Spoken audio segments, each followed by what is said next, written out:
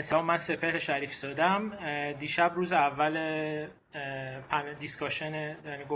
پنل گفتگوی ما بود با یه سری مهمونای خارجی از کشورهای مختلف که ببینیم هنرمندای کشورهای دیگه چیکار میکنن در ایام کرونا، چه فعالیت‌های فرهنگی داره اتفاق میفته.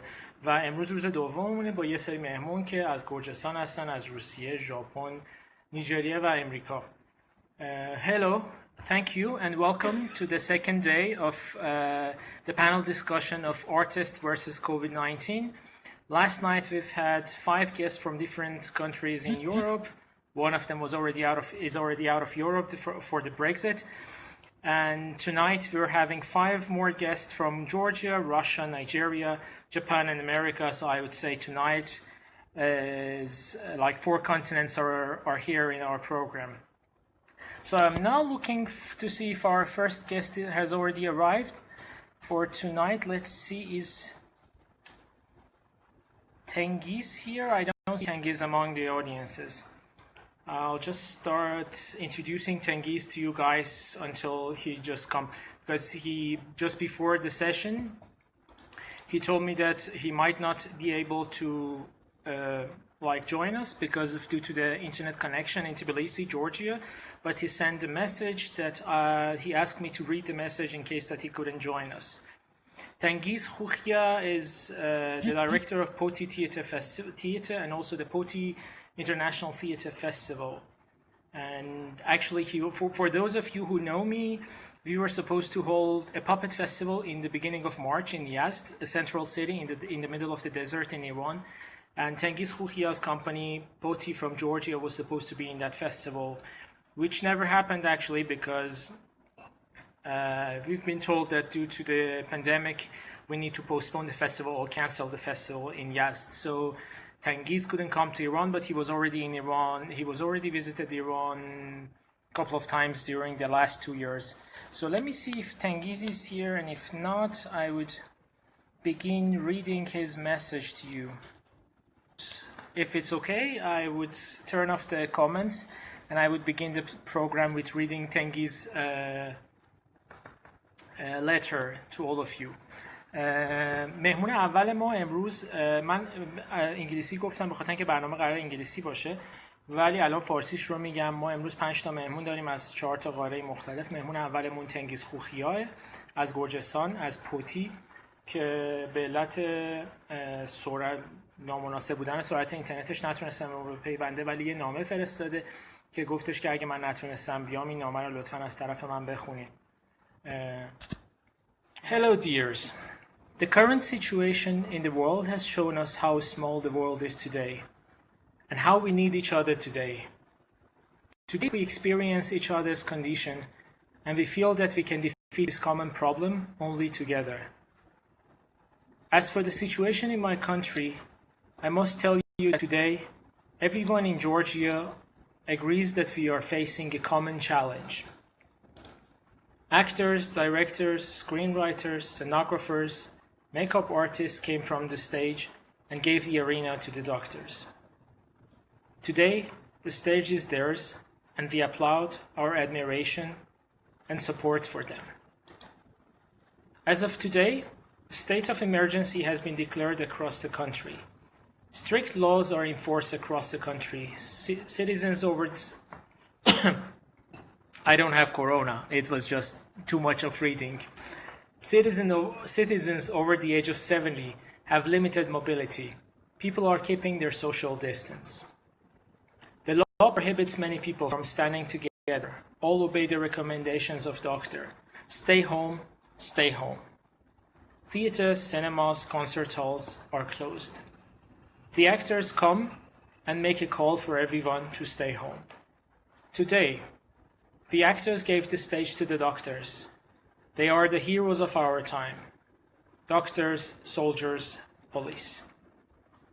Disinfection works are being carried out all over the country, in theaters, halls, streets. The rules of social distance apply in pharmacies and markets. There is a Lugar laboratory in Georgia, Tbilisi, which works very effectively, helps to quickly make the diagnosis of the virus. The current situation does not allow theaters to function. The actors cannot go up on a stage. Viewers cannot watch the performances. The halls are empty. Today, like everyone else in the world, are moving away from long-distance online communication. And it is these projects we are doing now that allow us to communicate and to have a dialogue. Let's talk about the challenges. Just a moment. Let me just see if Tengiz has come or not. Tengiz همچنان هم نیومده, so I will keep going. Let's talk about the challenges. Let's set future projects. Share your impressions with the experience. To get acquainted with the online activity, see the recordings of the performances, and get to know each other's products and performances. Now is the time to think. Now is the time to realize our mistakes. This time has shown us that we really need to communicate. We need each other, we miss each other now, and I know that theaters soon will be a place where we all meet and hug each other. The main thing today is to stay home and take care of each other. It will all be over and everything will be fine. Many more interesting projects await us in the future. My friends, you must know that Tengiz Khukhia misses you and loves you very much. Tengiz Khukhia, director of Poti Theatre and Poti International Theatre Festival. Thank you, Tengiz. I'm not sure if any of your friends or you have been able to watch this letter reading. I hope it was as you wanted it to be. So let's move to the next guest. بعد از خوندن نامه تنگیز فکر میکنم به نفر بعدی بریم. Michael Daddona, I added you to the conversation. I sent you a request to join my live. Hello, Michael. How are you? How's it going? How are you? Can you hear me? Very well. How is it going with you? I'm going all right. Can you hear me okay? Yeah, definitely. I'm hearing you okay, and your video is fine. Okay, great. Thank you. Thank you for joining us. Yeah. How's everybody doing? Yeah, very interesting times. I'm coming to you from Oakland, California, on the West Coast, and I'm an artist and curator, and I run an experimental music collective called Ratskin Records that's been going for about 10 years, and it's really more of a collective. I am a founding member, but and generally prioritizing radical experimental sound, music, performances, and essentially everything has changed for us and everyone we know, over the last month or so. So, pretty intense times. How's everything going over there for you? It's almost more or less the same. We used to compete with Italy in the beginning of the pandemic in order to see who's going to win the second rank after China in having most of the people with the coronavirus and spreading them. But thankfully, it's okay now. It's more or less stabilized. And now Italy and America and Spain, they are in the forefront of this war. But the artists here are also doing as much as they could regarding the family programs, the children programs, the adult programs. So let's see, but let's hear more from you. What are you doing yourself personally? I know that you've made an interview with one of our co-founders, Nima. Yeah, and I think myself, like many of the artists I know, I think artists and activists, we sort of by default are always sort of ready for the next thing that's happening, and we're already sort of distrusting in the system.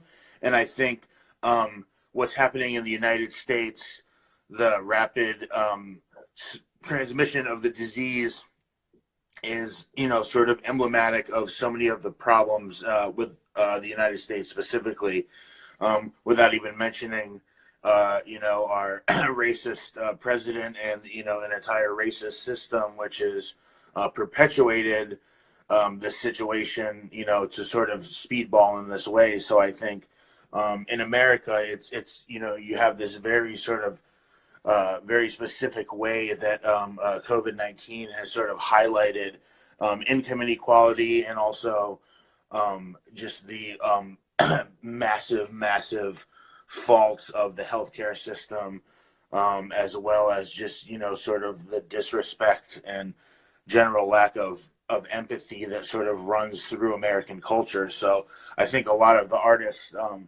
that we work with, and just artists in general that are part of our community, are sort of always working against this anyway.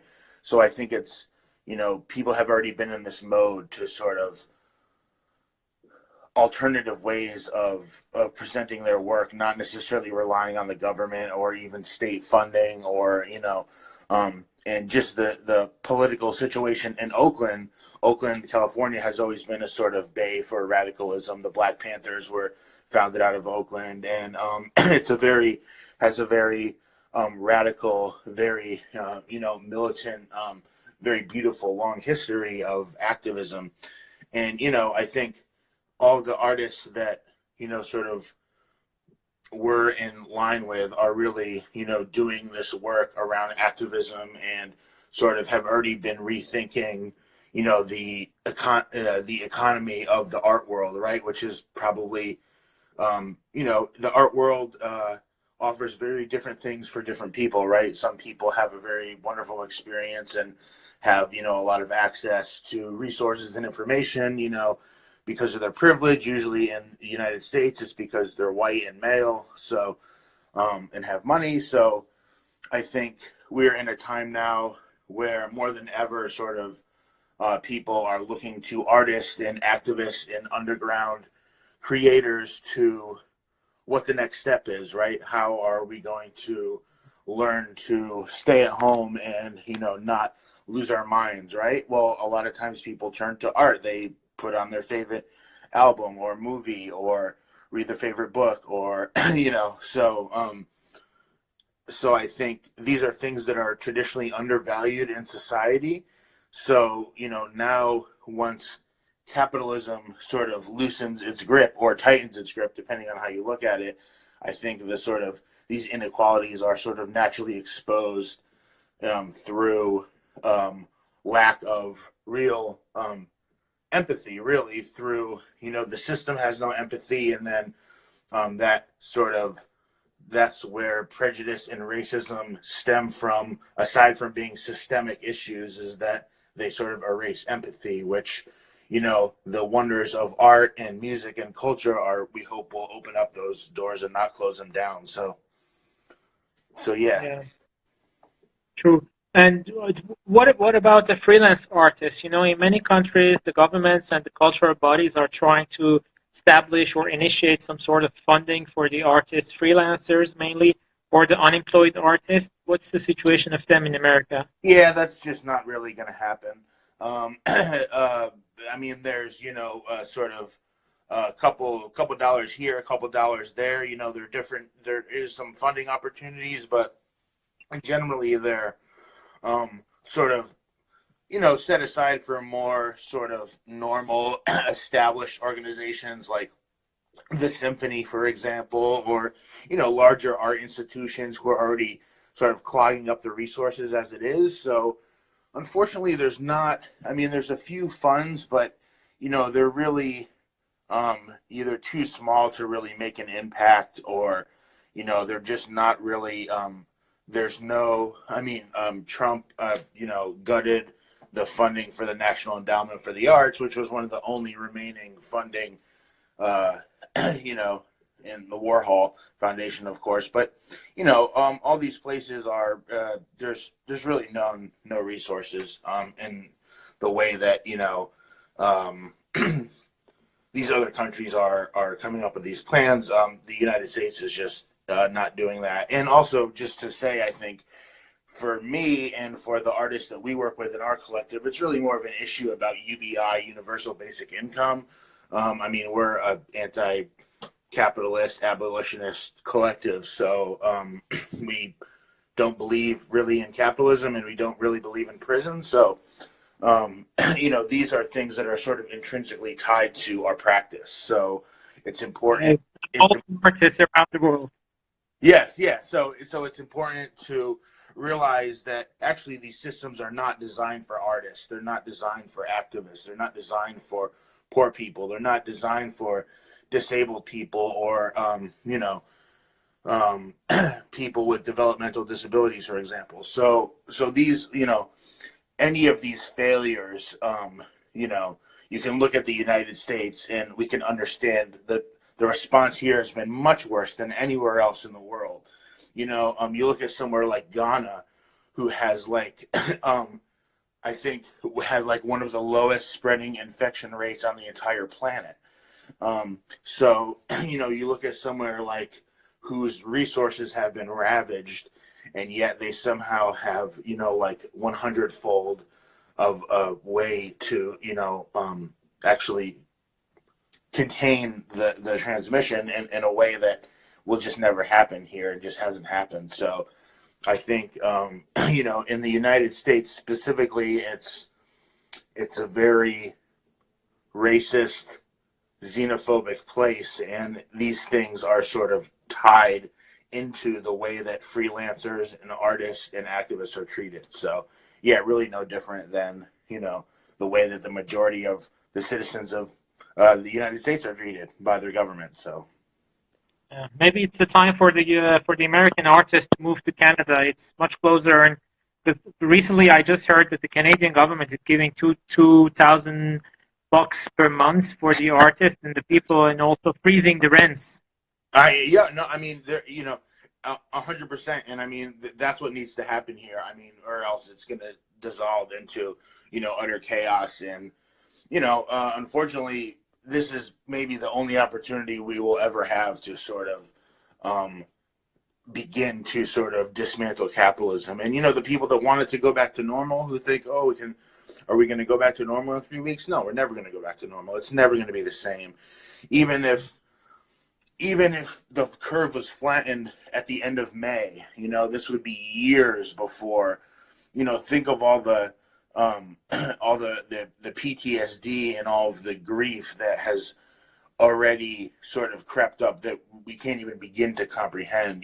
This is sort of a mass sort of situation, which in any of our lifetimes has never been dealt with on a global scale before. So we just don't know what this sort of effect has on sort of larger cultural swaths of artists and activists and just members of society. So, and especially those living on the outskirts, which is hopefully who artists are trying to represent, right? So, these are all things we just don't know, but it's very bleak here. So yeah. But just trying to keep going. Hope for Yeah, that's all we can do. Yeah, that's all we could do, and also keep the solidarity between the artists around the world. If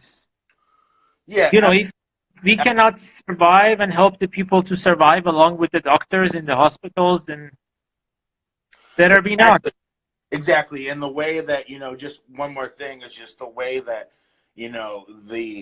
this has all, I'm talking about the way it's exposed the sort of failures of the American system in so many ways, in comparison to other places. The treatment of just the healthcare workers and sanitation workers, but especially our president saying that hospitals are having masks go out the back door. I mean, I grew up doing crime, so I know what that means, and it's disgusting. And these are people that are putting their lives on the line, and not police, by the way. It's like police should not get lumped in with, they are not public servants in the way that these doctors and nurses are risking their lives to save people and having to make decisions to who's going to live and who's going to die. I mean, this is we have too much technology for that. I mean, this is not right. So we could just have to focus on solidarity, and hopefully some positive can come out of this in a way that again, spreading empathy and, mutual aid between artists, activists, marginalized members of our communities, right? So we are more powerful together. So I think this is a time to seize that opportunity to freeze rent, understand across the world, people are being exploited. And that's a common thread that we can all put our creative talents towards dismantling. And, white supremacy is something that is behind a lot of this. So, and that's a global issue, by the way. So, yeah, because we were just in another session about 10 days ago, and I was talking. There was an interview that I was doing with the Salzburg Global Seminar, and I was saying, everybody, I'm not talking about Iran, but everybody in the world, they are talking about, okay, Italy, Spain. I'm not saying this is a severe pandemic, but nobody's talking about global south. Nobody's thinking about the global south. Everybody's thinking about as you said, white supremacy. Everybody's thinking about the Europe, let's say Iran, China, America, many other countries. But nobody's saying, how is the health situation, the healthcare, and the artist situation? That's why actually we invited one of our friends, Jerry, from Nigeria, to talk about the situation in Nigeria. And actually, on that note, I need to say goodbye and invite the next guest because I just noticed that it's almost late. Oh, yeah. Well, thank you. Peace and solidarity and love and rage from Oakland. Yeah, definitely. Stay safe and stay home. Thank you so much. I'll be watching the rest of the program. Thank you. Thank you for joining us. Bye-bye. And you're gonna kick me off, right? How do I? You can also go it would be however you like. Okay, yeah, just kick me off then. Okay. Have a nice day. So, خیلی ممنونم. Thank you very much to Michael. خیلی ممنونم که گوش دادین. نفر بعدی. I would like to invite the next guest, who Kristina Matvienko, my friend from Russia. Kristina, I just sent you a request to join my live. Здравствуйте, как дела? Привет, жую. I'm sorry. I was in the forest with the children, so that's why I was late just a little bit. Sorry for it. No problem. No, thank you for joining us. Thank you for having the time. Thank you for inviting. You are safe. So, should I introduce myself firstly? Yes, please. Yes, I have this schedule from your email, so I know what to do. And the first step is my introduction. Introducing me, I'm Kristina Matvienko. I work at the State Theater. It's important concerning our topic, our issue today in Moscow. And I'm also critic and festival curator. So I have a big experience of traveling through the Russia, both big cities and small cities, and know a lot about Russian situation, but not only. And the second question is the situation of Corona in Russia. We have approximately 40,000 and half of infected people, and about 40 who died. And most of these people are in Moscow and then in St. Petersburg, but mostly in Moscow. That's why the most strong quarantine, or how it's, yes, quarantine is in Moscow, and it's prohibited to escape from your apartments. If you have this special pass from department of the city council, you can go even to the other district of the city, but in other case you should be in the apartment. So it's the new situation for 2 weeks, and it's it was continued by Putin 2 days ago. He has this special speech to the nation and told us that we should be at home for 4 weeks, so till the end of April. Now it's like this. All the cultural institutions are closed from 17th of March. And from 17th of March, I escaped from Moscow with the children to countryside in Novgorod region. Yes, you can see. And then we have, probably you know, this anniversary of the victory in the Second World War. And now, as I understood and as my friends told, the main, how to say, care of our government is to do this anniversary in spite of everything. And of course, we hope that it will be cancelled, because it's impossible to imagine that in the center of Moscow will be these parades and marches of military and all of these very expensive things. So we hope that it will be cancelled, as the voting for the new, how to say, date of Putin. I mean, this it should be in April on 22. Yes, and he cancelled it. So this is the situation of Corona. But in the regions, so for example, in north of Russia, I don't know any cases of this. For example, I'm in village and near to the small city, and when I asked people about it, they told me that there is only one example in all the region, Novgorod region. So it's not so much still, but we don't know how it will be developed. So this the next question is, how does your artists are responding, or are there any initiatives about this?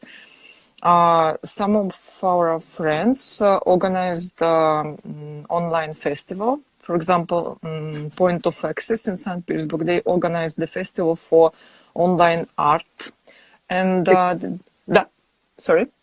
Philip Bullock's festival. Yes, exactly. And I told him about your festival and asked him, please send everybody the application form. And he cried. I remember these people. There was the performance about me, and we laughed. But you know, it's all these things are better than that situation which we have now. So there is open call, and the artists just send the online projects for some experts. I'm one of these experts, and we should see. It's a really strange experience because we should see it on Instagram. I'm not so smart about all these things. In Telegram, even in Google Docs, or in something record, or you should manage through this program over the female body and make the directions what she has to do. So there are a lot. What other programs are happening? Today I just read in the news that Bolshoi Theater is putting them ballot online. Yes, people. We are overwhelmed by these translations, and almost all of these main theaters in Novosibirsk, in Moscow, and St. Petersburg made these translations online, put it online, and as I know, a lot of my colleagues also watch German production, because Schaubühne, for example, has this online translation, and Metropolitan Opera, not me, but people who are interested in, or some famous ballet like from Israel, or all of these Dutch artists, a lot of. So we are overwhelmed by it, and now people write on Facebook that they are tired of these online productions, and it's impossible to repost something live by this online experience. It's not the same, but I don't know. But also we have a lot of educational content online, so it's good, I would say. Sorry? Like online courses. Yes, exactly. Yeah, a lot of this. And the last question is, yes, sorry. And this is about audience, you know, that people can see everything which they missed, or probably the tickets were so expensive, or you should go to St. Petersburg and to see something remarkable. Now you can do it. Not me, probably because I saw all of this alive, but I don't know. But I see some lectures of some remarkable persons. That's all. I don't see performances. Yes. And also I read the book, for example. I just finished the book of Claire Bishop. You know this book about participatory art, and it's very good. So the last, and also about these ideas of artists, some of them, and probably it's concerning the last question, created groups for supporting the independent groups or artists by crowdfunding, or you can support it just, yes, by money, mostly. In the beginning, for example, independent theater in Moscow, Teatr Dog, continued to show their performances in spite of this situation, and a lot of people were very nervous about this, but they told that there is no any other opportunity for them to cover the rent, so that's why they decided to continue. But now it's stopped. It's in Moscow, and it's impossible to invite people, even small groups. Given the fact that theater in Russia is mainly governmental and the small yes, I forgot to. Yeah. So how does the system work? Is there any like governmental funding, or is there any like funding from the cultural body, from the government, like the cultural ministry? Are they helping the artists? Not independent. Never. Not at all. Not at all. Not even in this situation. As I know from my friends, because a lot of them are engaged in Teatr Dog, they stopped. You know, they have a lot of jobs, so mostly they are occupied in Teatr Dog, but besides they do something for television, or I don't know, or just to eat some cheap food during these months. I don't know how to survive. I mean, for the people who are not in the staff of the state theater, like me, for example. In our situation, we have promise, I don't know, probably they will change it, to save our salaries. Even they are small, but they are permanent. And we should get it. Even we, we are working at home. We have this conference with my colleagues. We do online translations and lectures and so on, and write the texts. I'm from PR department, so I'm curator for the educational program, so it's possible for me to do something. But we don't go to office, of course. But they saved our salaries, but I don't know, probably till the end of April, and then they could change. But as for independent artists, nobody helped them, not the state. Especially, I heard the previous speaker, and I'm very, agree with this idea of there is very strong connection between independent theater and their focus, I mean, political and social engagement, and it's not very, our authorities are not happy about their activity. So, of course, they wouldn't like to support this independent theater, because they are connected with activism, with some political gesture in this public sphere. So it's not about funding from the state at all. So what should or what can they do in this situation? I think, but probably I don't know. I hope that they can think about some radical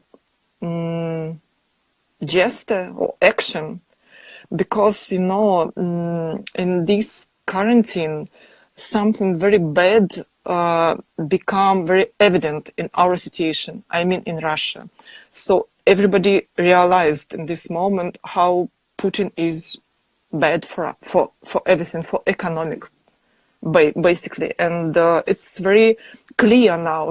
It's something which was under the some words, or I don't know, and there's this military actions against Ukraine or other countries, but now it's evident for everybody, even for dead people who supported him, because he didn't do anything and he couldn't do anything according to economic situation or supporting. So something very concrete.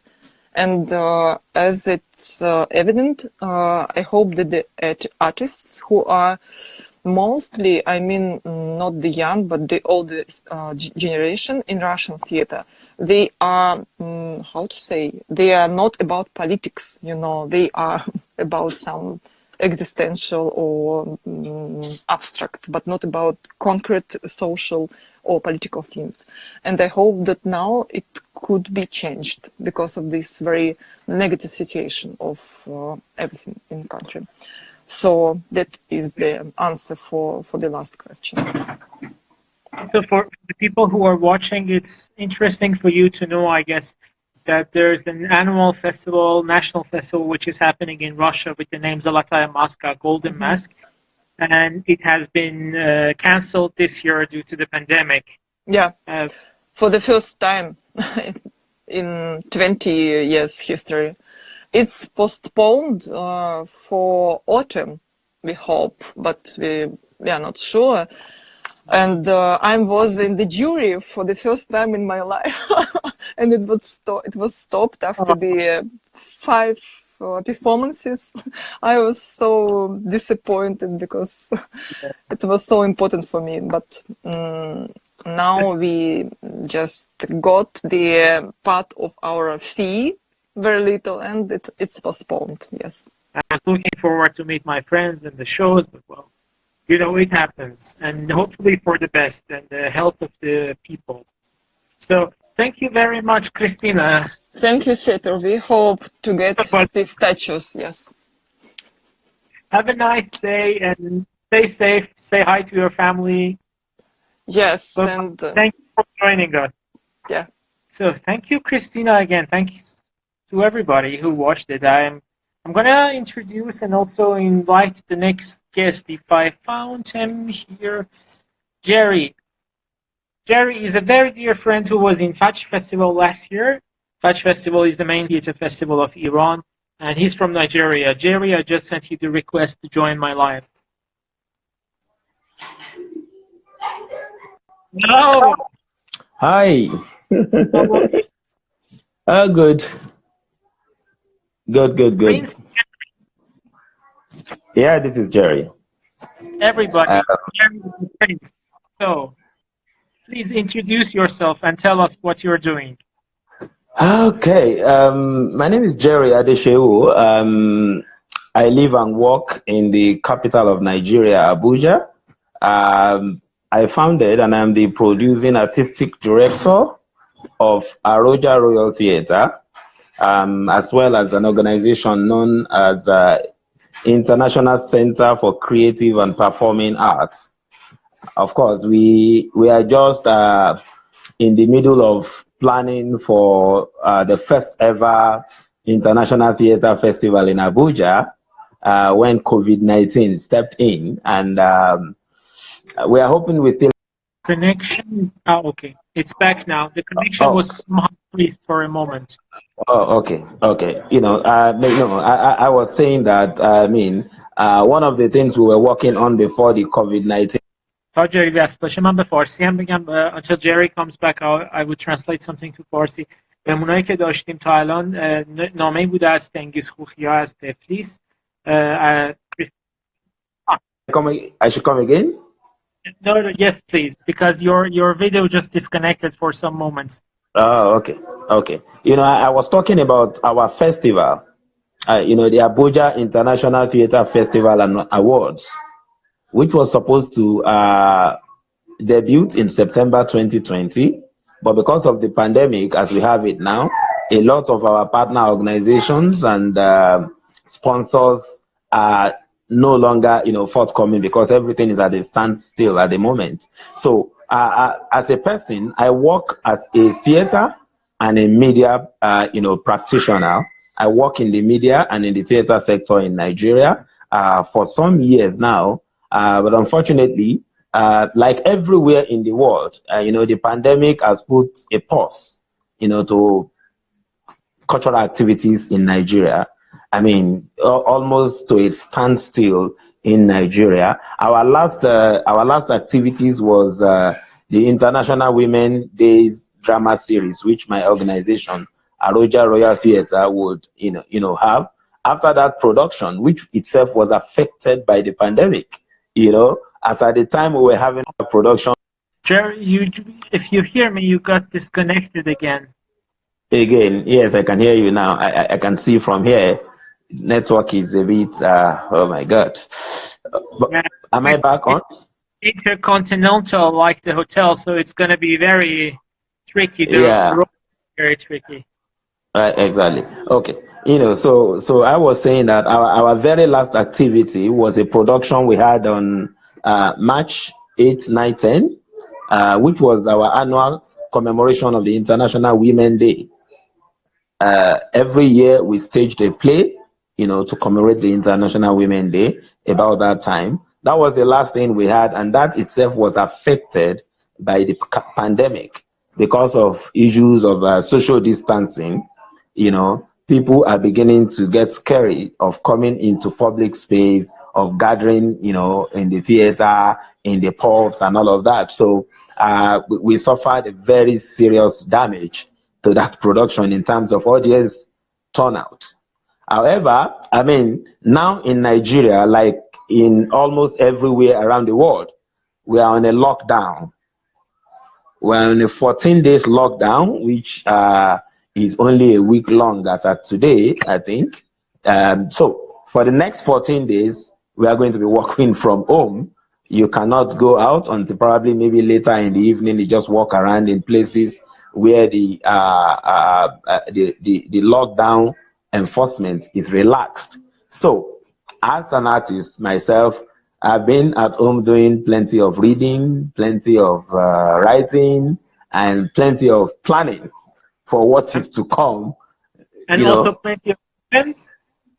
And plenty of poems, like the ones that you yes. Yes. So that's what I've been taking my time to do. For instance, we have a project in Nigeria which we call Cultural Partnership Initiative. I mean, which is our own way of globalization. We interact with productions from beyond our borders. I mean, with the Swedish embassy, with the Norwegian embassy, with the Korean embassy, and all of that. So we are still doing all of that. We're supposed to be having one with India. So that's one of the things I am working on at the moment. However, because of the effect of this pandemic in Nigeria, a lot of Nigerian artists are reinventing. Let me put it that way. We are trying to reinvent. I mean, against the backdrop of the possibility that this pandemic or the lockdown is going to extend beyond 14 days, then what is going to happen? I belong to a national association. It is called the National Association of Nigerian Theatre Arts Practitioners. The National Association of Nigerian Theatre Arts Practitioners. And next week, I think on Friday, we are going to be having an online panel discussion like this, on Zoom. Yeah, it's going to be on Zoom, which will feature 20 persons at a time, and we are looking at theater beyond COVID-19. Theater beyond COVID-19. The truth of the matter is that, which would address, I think, the last or one of questions you sent to us, as in how the cultural bodies are responding to artists, how the cultural bodies are supporting artists. In Nigeria, we are in no man's land, let me put it that way. The independent theater don't get any kind of support from the government, not at all. You could get some on individual ground. For instance, if I have a production, I have a festival, and I write to the cultural ministry, if the person there like my face and like the project, he or she can decide to say, okay, we support you with endorsement, or we are going to give you this little sum to support what you are doing. But generally, probably unlike other parts of the world, the independent theater in Nigeria survive on its own with the help of private sector, with the help of our audience base who are willing to pay for the shows, and with the help of international development partners in Nigeria, you know, like the UN, like the UNFPA, like the MacArthur Foundations, like the CITAD, you know, the rest of these organizations to a large extent. So most of the time we have to think out of the box, not to do to do art for art's sake, you know, but at the same time to be able to bring value to the society with whatever we are planning. Once we are able to demonstrate that there is value to the society for whatever we are planning, we are able to get some of this support, and that is how we survive arts or artists in Nigeria as far as theater and some other, you know, visual art and the rest of it. That's how we survive in Nigeria. So with this pandemic, it's a very big hit because it's like you don't get much before, even when there was no problem. And now there is a problem, it means you don't even get anything at all. You know, so the discourse online, the online discourse on Friday is going to be looking at, okay, what lesson to take away from this pandemic. If you have a situation where audience are not able to come out to the theater, how do you take theater to the audience? So that's what that's what we are going to be looking at on Friday. And also, before the lockdown, my outfits, my theater company is supposed to be delivering a workshop at a university, you know, to some interested students who are interested in theater. The university don't offer theater as a course, but the students are interested in theater. And so we're supposed to run a 3 days workshop with them before the pandemic. We are moving that online as well. I mean, because because schools are on lockdown, and you know, the students, the participants who had registered for these, they are so committed, they are so eager, and so a handful of them suggested that, okay, why don't we just do this online? And so we are taking that online as well.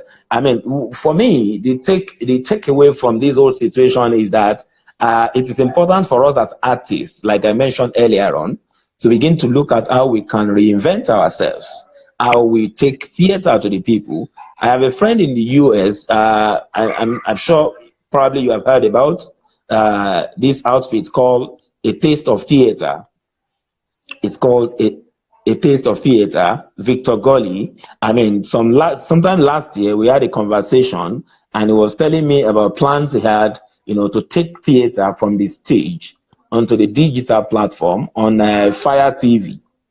On Fire TV. And so I am beginning to think that in this kind of situation we find ourselves in, we need to begin to move towards digital theater.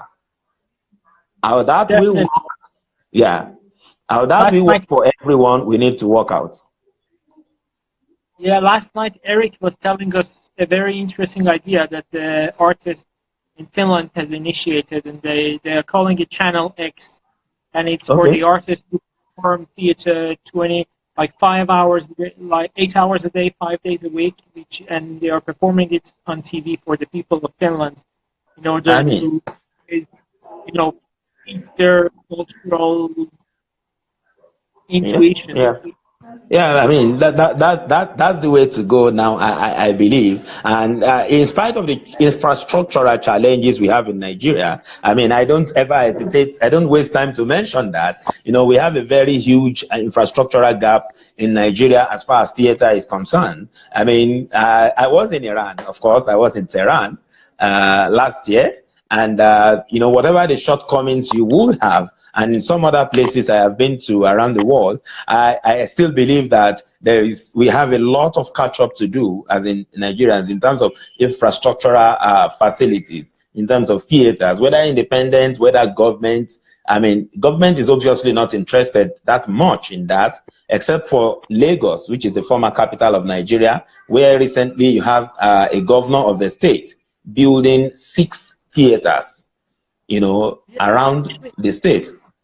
On that note, I have a question. I know that there is a theater festival going on in Lagos in the end of February, beginning of March, right? Yes, that is called the Lagos Theatre Festival. But did it happen this year or no? They It it, postponed it, it, it, it it didn't happen. It didn't happen. Yeah, that's the Lagos Theatre Festival. Yes, it actually started. It started, but really didn't end it. You know, the fringe part of it started. You know, it's a very big festival. You know, managed by the British Council in Nigeria. It's actually midwifed by the British Council in Nigeria. The Lagos Theatre Festival, usually in the first week of March, you know. But the pandemic, Lagos is the epicenter of the pandemic in Nigeria, so it affected the festival. Jerry, before saying goodbye, I would like to tell to the audience and also you that due to the limitation that Instagram has for live sessions, they are throwing that out after 1 hour. So I'm gonna cancel this. I'm gonna finish this live, and then I'm gonna do another live, so you all could join us again in Sure. All right. Okay. Great. All right. In a second. Yeah. Sure. Hello everybody. Thank you for joining us again. سلام. خیلی ممنون که دوباره به ما پیوستین. جلسه ما هنوز یه 15 دقیقه ادامه داره. I would like to invite Jerry again to finish our talks, and then I would invite Atsushi from Japan. Okay. So, I'm back. Hello again. Yeah. So, sorry. Yes, we were talking about the situation in Nigeria, and the last we talked was about the Lagos Festival, which never happened. Yes. You know, Lagos happened to be the epicenter of the pandemic in Nigeria. You know, and because of that, it affected the Lagos Theatre Festival. I mean, Lagos is on total lockdown as we speak, and we are praying and we are hoping that the situation will get better. You know, Lagos, Abuja, where I am, and those three states are the most affected at the moment, and so nobody is even allowed to come out. You are expected to stay indoor. And what about the rest of Africa? I know as for South Africa, I've talked with a friend of mine, Mike, and they're in the house area, like staying at home and etc., and they're trying to initiate the funding and sort of institution. So do you know anything about the other countries in the continent?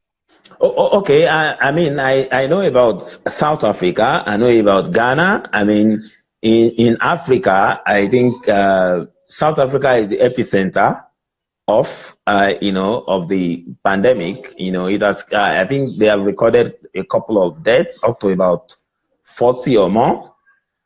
For Nigeria, it's just about 5 deaths at the moment. There is Ghana, who have also recorded, I think they're about 4 as well. That was as at yesterday. Fortunately, I have not really checked as at today. So I know that there are friends in South Africa who have also cancelled, a couple of their activities. The same thing in Botswana, I think. Yeah, a TYA festival was cancelled because of postponed because of I can't remember the name now. Edward Maroka, my friend, was to have a festival in Botswana, which has been moved till July, hoping that this will get off our neck before then. In Egypt, there was supposed to be the Garawi, I can't remember now, the 10th edition of a children theater festival in Egypt from March 4 to March 10th by Mohammed El Garawi, which also got cancelled. And I think Mazen also, Mazen's festival is also in April. I think there was also to be like a showcase of the Arab dance showcase in Egypt in March that was supposed to be this.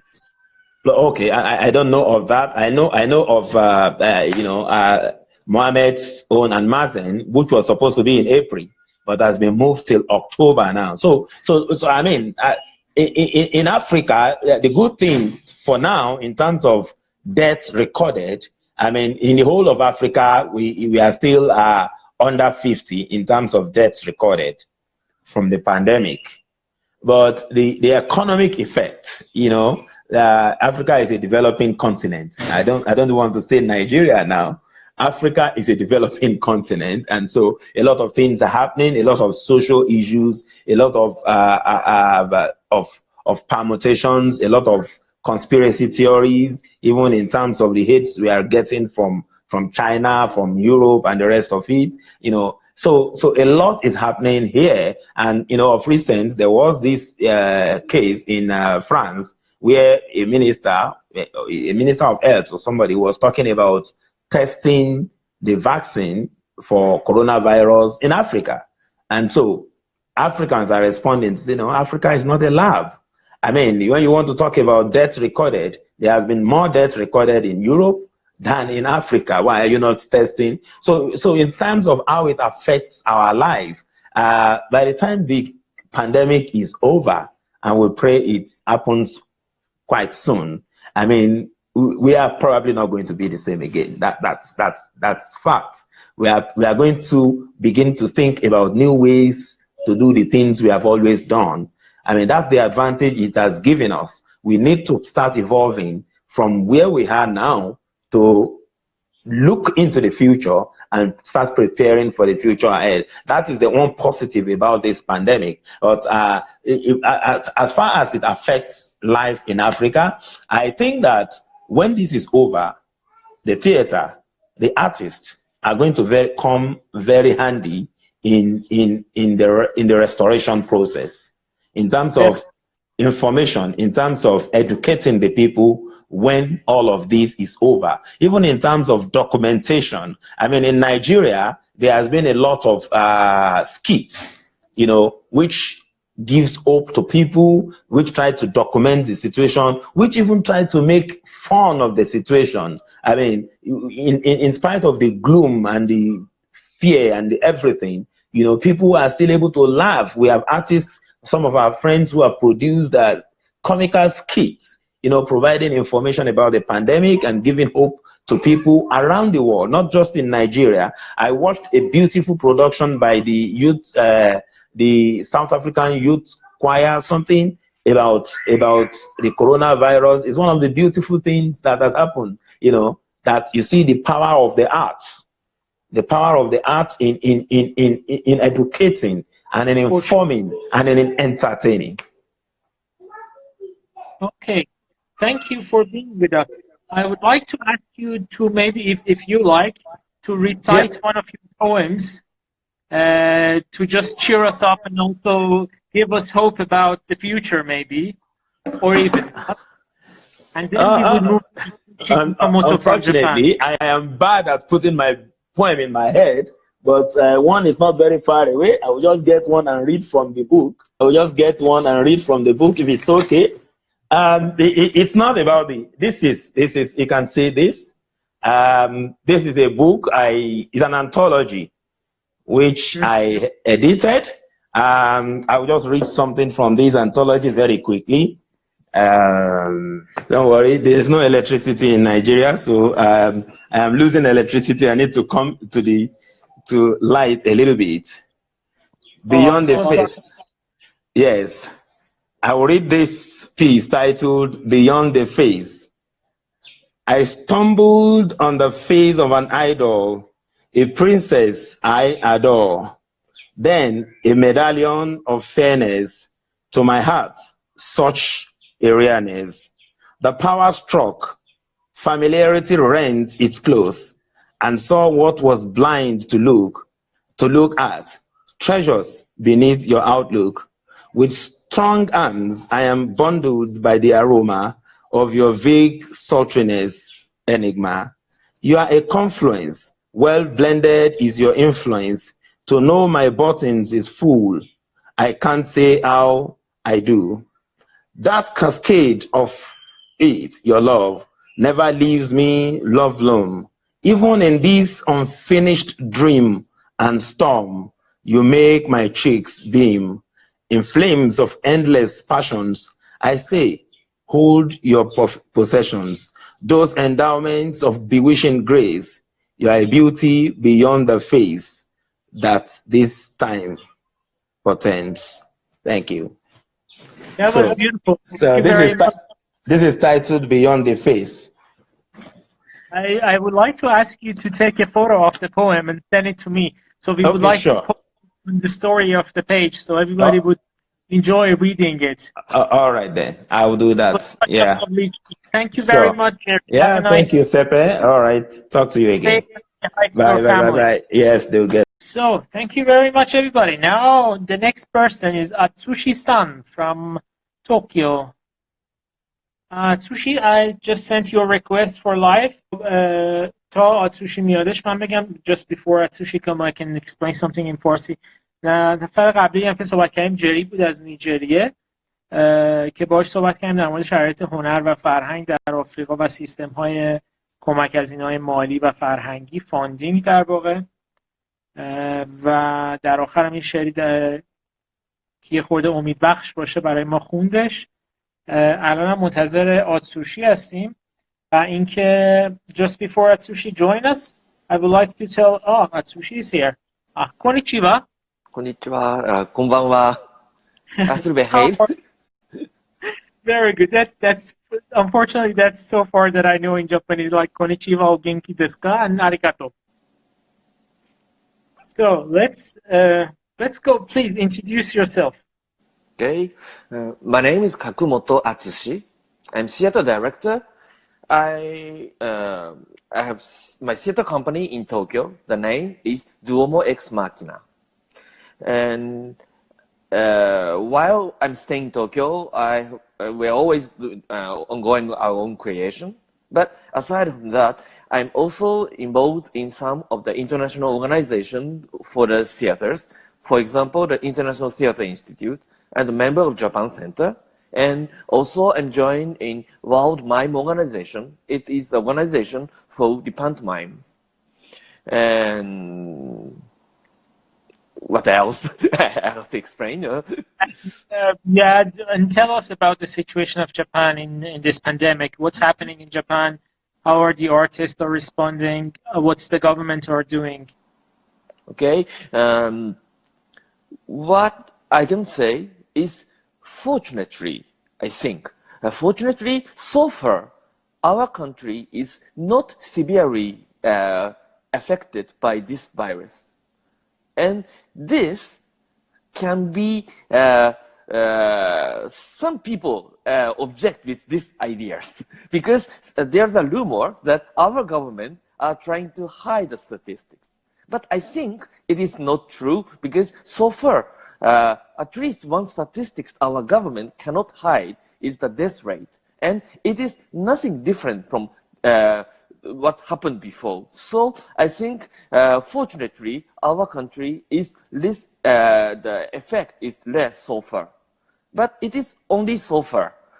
And so what I can explain now about this pandemic is somehow, at least in the situation in Japan, almost everything are not medical chaos, but a kind of the human chaos. Unfortunately, because it was somehow reportedly in origin, this virus is from China. And we have a kind of the border conflict so that we have some kind of the ultra-nationalist who just becoming mad about what happened in China. But with this, it limits the kind of the treatment by the government also. And another thing, another unfortunate thing is that so far in all East Asian countries, South Korea is the best with the government policy taking care with this. But again, we have a kind of the border conflict. With this, Japanese government don't want to follow the Korean way. This also limits some kind of the Japanese atmosphere about this, taking care about this pandemic. And another unfortunate thing happened because we had a kind of the schedule of hosting Olympic game in Tokyo this year. With this, what the government first tried to do is somehow telling that international society that we are safe. Also, it was true that we are safe, but we try to explain too much about we are safe. Try not to postpone or not to cancel Olympic Games. With this kind of the government treatment for this pandemic is somehow limited. So for me, my impression, this pandemic, at least in Japan, are nothing medical, but something very human. And with this, I have to explain about what happened in the theater creator in Japan. The third unfortunate thing was somehow casting a deep shadow to this, because the beginning of March, the time still the Japanese government and International Olympic Committee are saying nothing about postponing of the Olympic Games, to show the international society that we are also trying to take care something about this pandemic. Japanese government taking a kind of the sacrifice that theater is the first thing in our economy that government suggested to close or prohibit. They never prohibit, but they suggest the artist to stop doing something of the theater. So there's no governmental lockdown for theaters and cinemas right now. That's what you're saying. Oh, so far, our government way is no prohibition. Nothing is stopped by the government or forced to stop, but they all suggest something. This is some kind of the very tricky thing happen. When they prohibit, they have to kind of the taking responsibility to pay for something or the kind of replacement for something. But they only suggest, and theater or the artist, almost it is the kind of the force to do that, but they are one by one start themselves to stop doing. With this, government have no responsibility to pay for a kind of the responsibility, taking responsibility of the why the reason why they are stopped doing. They just do by themselves, they said. And what about fundings in Japan? Is there any fundings for the artists, like freelancers or the non-employed artists, the unemployed artists who are staying home? And this is one thing which I have to explain is although we have a kind of national theater or some of the public theater in the regional cities, but majority of the Japanese artists are kind of the freelancer, and also majority of the Japanese production are underground. That means although they some country freelancer having a kind of the proper contract project by project, but because the most of the Japanese productions are kind of the underground one, so that they don't have any contract. So that although our economical society having a kind of the very protective labor law, that somebody having a kind of the difficulty continuing their job, there are many supporting menus. But Japanese artists are somehow doing their jobs with a kind of the underground situation, which although they have the kind of the trouble that many of the performances are now stopped or many of the projects are postponed or the rehearsals are stopped, with this, all of them are without any proper contract, so that the governmental menu under the labor law of our country are not something they can apply. That is a kind of the problem, not about this pandemic, but the kind of the normal situation, the normal condition of the artist in our country. It's pretty sad. What's happening now in the Metropolitan Theater of Tokyo? They're the biggest theater in Tokyo, right? That Metropolitan Theater, because Tokyo, as I told you about Olympic Games, the Metropolitan Theater in Tokyo are almost the first one a kind of the Tokyo government and the national government choosing a kind of the sacrifice. With this, in the beginning of March, they are forced to close or cancel all the productions.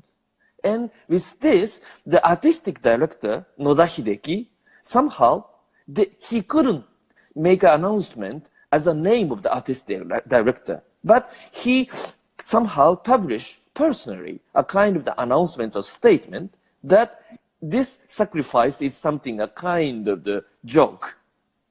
The artist should be protected.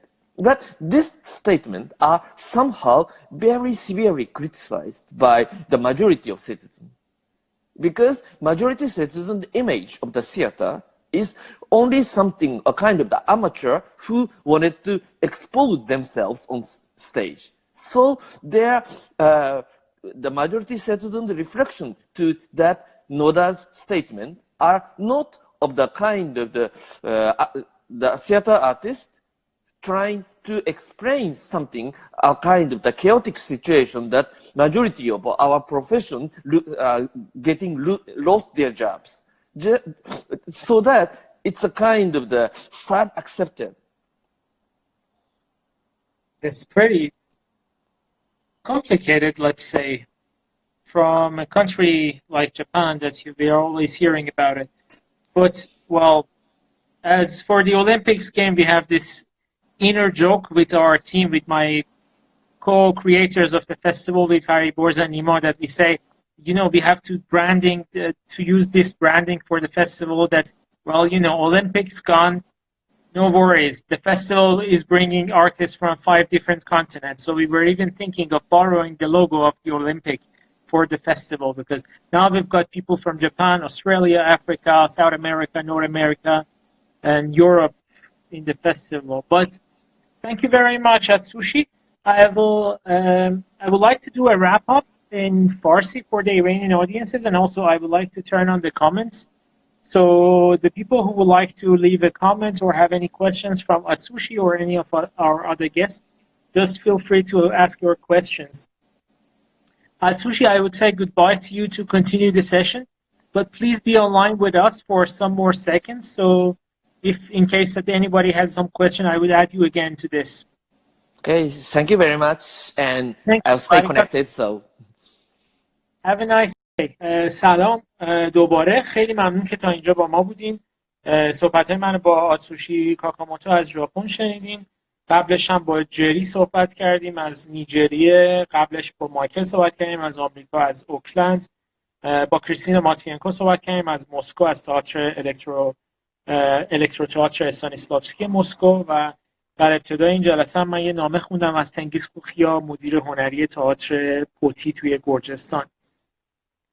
صحبت‌های این 2 روز ما تموم شدش. اگه سوالی دارین اینجا میتونید بپرسین از مهمونایی که الان اینجا هستن.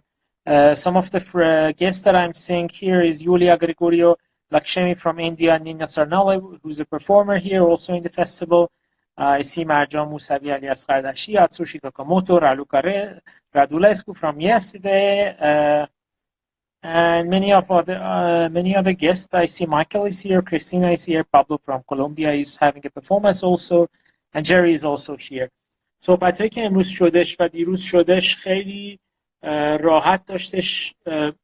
فکر می‌کنم برای همه ما خیلی واضح بودش که همه دنیا، تا اخبارم که داره میگه 206 تا کشور در دنیا درگیر ویروس کرونا هستن. هنرمندای خیلی جای دنیا دارن مقابله میکنن. خیلی از هنرمندای دیگه خب طبق باور شخصی خودشون که همه ما فکر میکنیم که هر کسی به لحاظ شخصی بازخورد خودشون نسبت به این ویروس داره. یک کسایی هستن که مقاومت میکنن و مثل ماها پوسکلفتن و میخوان فستیوال برگزار بکنن. کسای دیگه هستن که ترجیح میدن تو خونه بمونن و کار دیگه نکنن و استراحت بکنن، که کاملا هم حق دارن. هر کسی حق داره استراحت بکنه و هر کسی هم حق داره که فعالیت فرهنگی دیگه بکنه. ما این فستیوال رو انداختیم با این هدف که همه آرتیست‌ها رو از اقصا نقاط دنیا کنار هم بیاریم، برای اینکه همبستگی رو ایجاد بکنیم بین هنرمندای همه جای دنیا و همینطور هنرمندای ایرانی. ریاکشن آرتیست‌ها رو از همه جای دنیا به شما گفتیم. شرایط دولت‌ها رو بهتون با هم مرور کردیم توی این 2 روز گذشته. راجع به سیاست‌گذاری فرهنگی کشورهای مختلف هم توی این 2 روز صحبت کردیم. همه جای دنیا تقریبا یه سری جای دنیا حالا با تفاوت‌های مختلفی هستن. خیلی ممنونم. من دیگه این لایو رو قطعش میکنم. Thank you everybody for being with us. It was blessing being with you tonight again. I hope to meet you all again in the next few days for the festival. Enjoy the festival. Stay safe. Wash your hands.